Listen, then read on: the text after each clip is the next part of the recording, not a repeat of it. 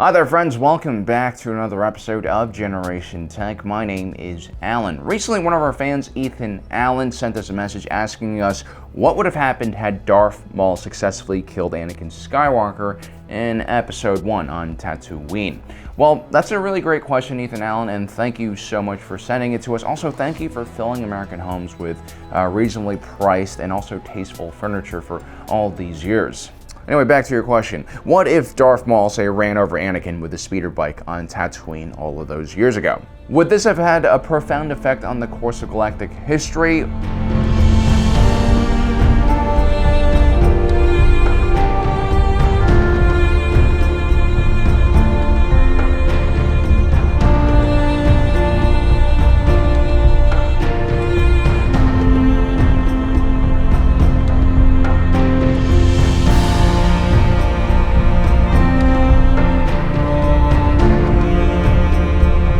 Or would Anakin Skywalker just have been a tiny little speed bump in the middle of the road? Now, if you guys have questions like this, please follow us on our Facebook page and then send us a message with your question. So what if Anakin Skywalker, the Chosen One, dies early on in his life? Well, the good news is Anakin Skywalker has already won the Bootna Eve Classic, and therefore Quigon Jinn and company get the hyperdrive they need to repair their ship from Watto. Had Anakin lost, they would have lost their ship and they would have been even more stranded. The other interesting thing that happens to Anakin right before he dies in this scenario is he's tested by Qui-Gon Jinn for midichlorian levels, and the Jedi find out that this young boy has more midichlorians in his bloodstream than almost any other living Jedi.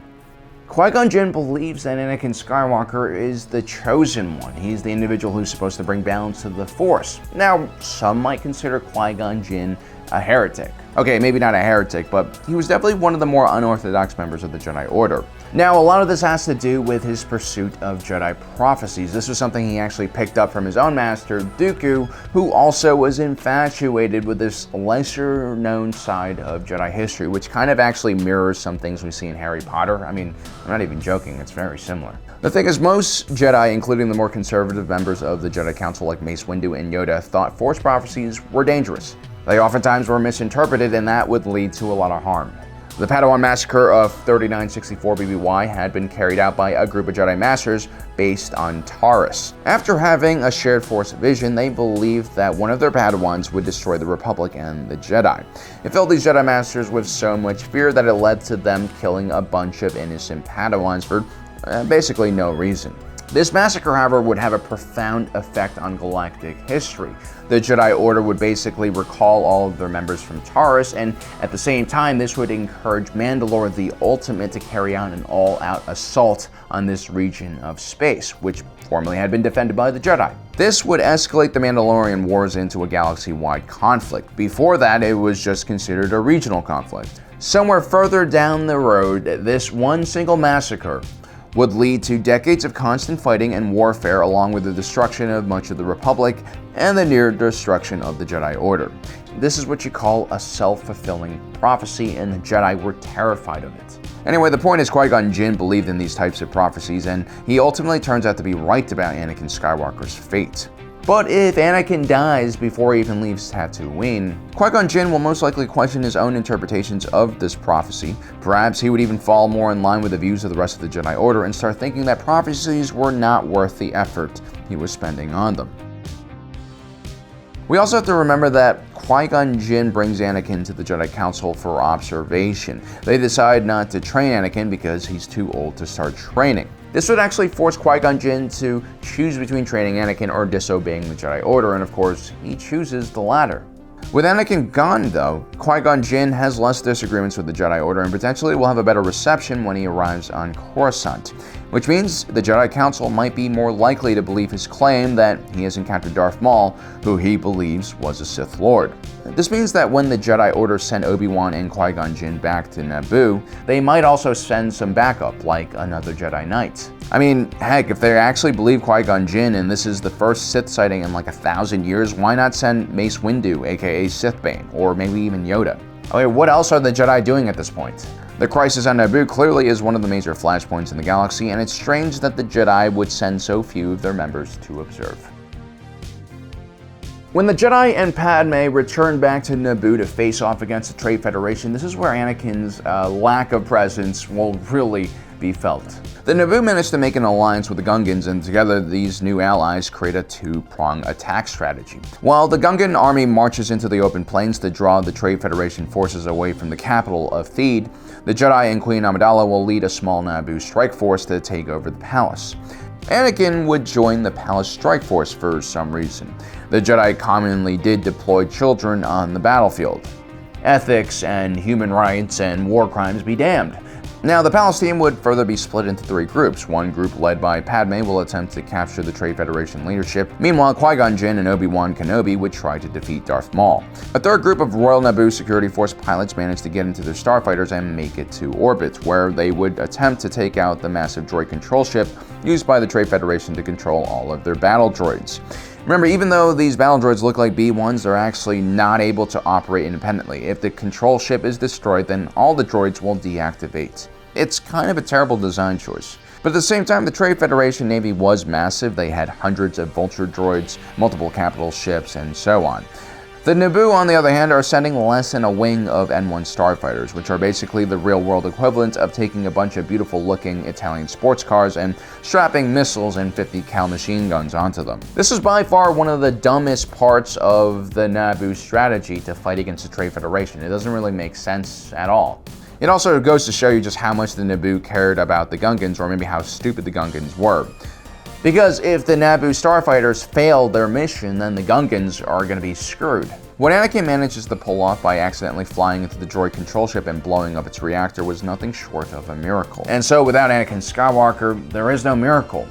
There's also never Christmas or Hanukkah.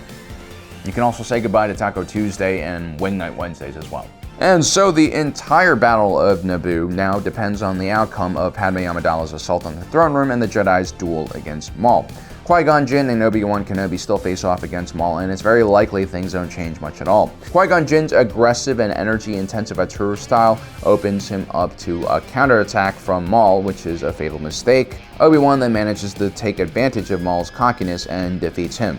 Now, obviously, if there's a third Jedi or fourth Jedi involved, like we mentioned before, then maybe Qui-Gon Jinn lives, which would be really important because Qui-Gon Jinn is still trying to figure out that becoming one with the Force thing.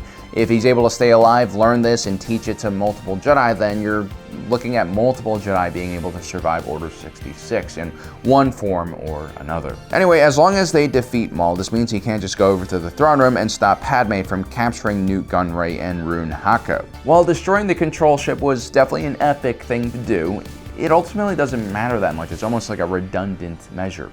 The Neimoidians of the Trade Federation were cowards at their core, even if they still had a massive military on the outskirts of Theed and also in Naboo's orbit. The fact that Padme Amidala had captured their two main leaders meant that a victory was very likely for the Naboo. That's because Nute Gunray and Hako are going to be looking after themselves first and foremost. They're not going to be willing to risk anything for their own lives. Padme would still be able to force Nute Gunray into signing a treaty and ending the invasion. Now, the terms might be a little more favorable for Nute Gunray in this situation because he has voluntarily given up while he still has control of military forces across the planet and in orbit. This might lead to more lenient terms for the Trade Federation leaders once they're handed over to authorities. But then again, it's not like Nute Gunray doesn't immediately return to his usual nonsense by the time the Clone Wars starts, at least in the original timeline. What perhaps is more interesting is the complete lack of Anakin Skywalker in the galaxy now. Now, some people believe that Anakin Skywalker was a being created by the cosmic force itself, supposedly as a reaction to Darth Sidious and Darth Plagueis' own manipulations of the Force. And so, with the death of Anakin Skywalker, does that mean that the cosmic force will just create another chosen one? Or is it possible that Anakin was a one-shot deal and without him the galaxy would just continue without missing a beat? Anakin's exploits as a Jedi are quite varied in Legends and canon, but his largest impact on the galaxy, or mistake, is when he falls to the dark side and saves Palpatine from getting killed by Mace Windu. But then again, we're also underestimating Palpatine's ability to take care of himself. I mean, he's obviously one of the most powerful Force users in the galaxy. He also clearly has had other apprentices before and seems quite capable of manipulating the galaxy without Anakin's help. But then again, you also have Anakin killing Palpatine and kind of redeeming himself. But at the same time, if Palpatine can return back to life, we have to wonder if Anakin is even the chosen one, because clearly he did not bring balance to the Force. Well guys, let me know in the comments section below what you think about this what if scenario. Also, don't forget to subscribe and hit that notification button down below so you don't miss out on the rest of our awesome content. As usual, thanks for joining us today. If you're watching this, you are Generation Tech.